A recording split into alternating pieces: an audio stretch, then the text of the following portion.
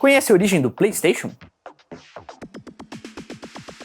O console nascido em 94 só existe por causa de uma manobra secreta da Nintendo que traiu e enfureceu a Sony. Na década de 80, a Sony ditava os rumos da indústria da tecnologia com o Walkman, o CD, o Discman, as TVs Trine, então os camcorders de 8mm. Era um império indestrutível que ganhava oceanos de dinheiro e não via por que se meter no volátil mercado de videogames. Mas o engenheiro Ken Kutaragi decidiu embarcar num projeto secreto. Ele desenvolveu, sem contar os seus chefes da Sony, o chip de áudio SPC700 que viria a se tornar o processador de som do Super Nintendo em 1990. Foi o começo de um relacionamento entre as duas que logo gerou projetos ambiciosos. A Nintendo pediu à Sony que desenvolvesse o CineSD, que era um leitor de CD-ROM para o Super Nintendo. E isso fazia sentido. A Sony era co-inventora do CD e dominava o formato na época. E também tinha uma corrida para levar os consoles 16 bits para a era do CD-ROM. E a Sony desenvolveu um protótipo que combinava o hardware e o joystick do Super NES com o leitor de CD e se chamava PlayStation. Ele aceitava cartucho do SNES e também jogos em CD. Mas, pelos termos do acordo, a Sony permanecia dona da tecnologia envolvida. E isso incomodou a Nintendo, que costuma controlar com mão de ferro o hardware e o software das suas plataformas. Em junho de 1991, durante a Consumer Electronics Show, a Sony revelou ao mundo o PlayStation como ele era até então, só um Super Nintendo com um leitor de CD. E no dia seguinte, a Nintendo anunciou que estava rompendo com a Sony e queria se associar a Philips para desenvolver um CD-ROM para o Super NES. Isso reescreveu a história. Surpresa